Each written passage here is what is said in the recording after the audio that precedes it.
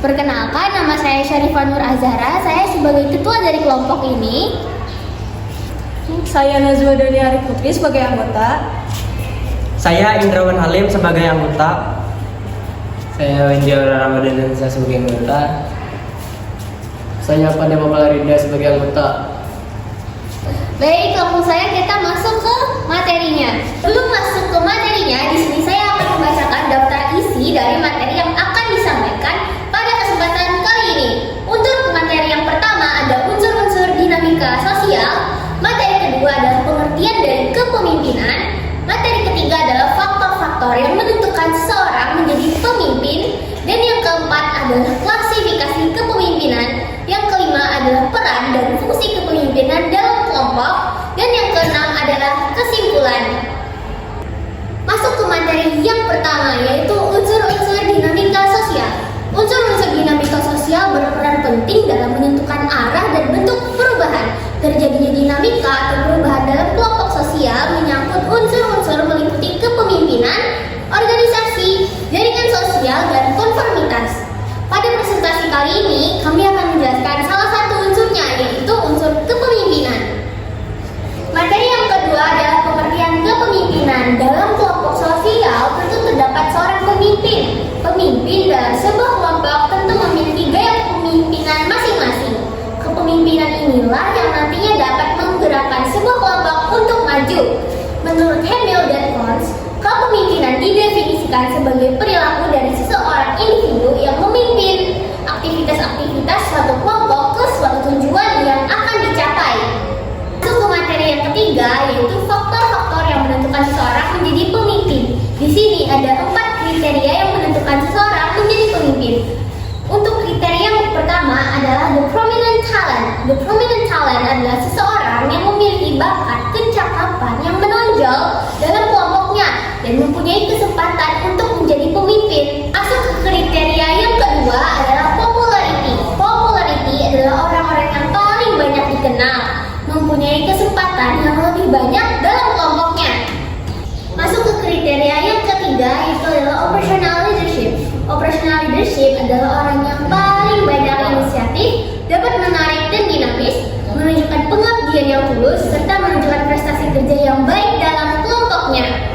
Masuk ke kriteria yang keempat, yaitu adalah the assumed representative. Itu adalah orang yang dapat mewakili kelompoknya, mempunyai kesempatan besar untuk menjadi pemimpin. Keempat, klasifikasi kepemimpinan. Abu Ahmadi mengklasifikasikan kepemimpinan menjadi 3 tipe, yaitu kepemimpinan demokrasi, kepemimpinan liberal, dan kepemimpinan otoriter. Yang pertama, kepemimpinan demokrasi.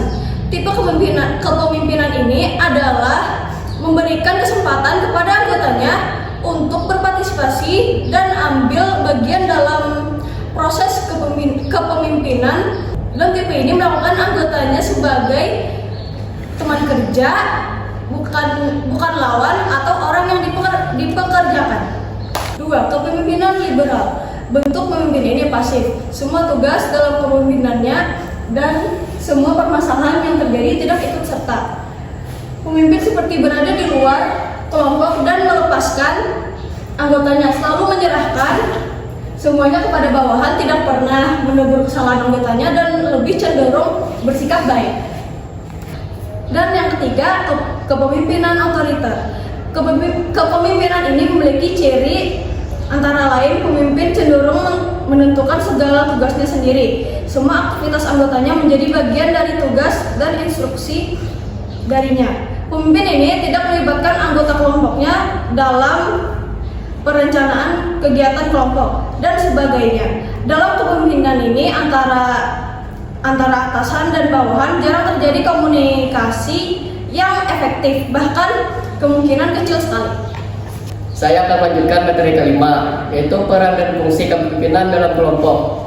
Kepemimpinan merupakan kekuatan besar yang mampu menggerakkan perjuangan atau kegiatan menuju suksesnya sebuah kelompok. Peran pemimpin terbagi menjadi 3. A. Interpersonal roles atau parameter pribadi. Artinya pemimpin bertanggung jawab untuk memberi arahan kepada anggotanya serta menjadi peran penghubung. Peran dalam kelompok ini terbagi menjadi 3. Yang pertama, pemimpin atau leader, bertugas sebagai pemimpin dalam tim serta mengelola kinerja. Yang kedua, sosok atau figurehead, memiliki tanggung jawab terhadap legal dan bertindak sebagai simbol organisasi. Yang ketiga, penghubung atau liaison, bertugas membangun dan menjaga komunikasi dengan kontak internal maupun eksternal. Contohnya, berpartisipasi dalam pertemuan divisi atau organisasi. Informational roles, peran informasional. Informational roles artinya seorang pemimpin berperan sebagai pengelola informasi yang terbagi menjadi 3 peran berikut.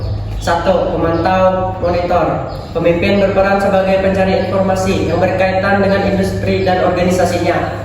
2. Penyebar informasi, diseminator. Pemimpin harus menyebarkan dan mengkomunikasikan informasi yang didapat kepada orang lain di dalam organisasinya. 3. Juru bicara, spokesperson. Pemimpin berperan sebagai juru bicara yang meneruskan informasi tentang organisasinya dan tujuan organisasinya ke pihak luar. Peran pemimpin selanjutnya adalah C. Decisional roles. Decisional roles artinya pemimpin memiliki peran sebagai pengambil keputusan yang meliputi beberapa peran sebagai berikut. 1. Pemecah masalah atau disturbance handler. Pemimpin bertanggung jawab untuk menyelesaikan setiap permasalahan dan konflik yang ada di dalam organisasinya.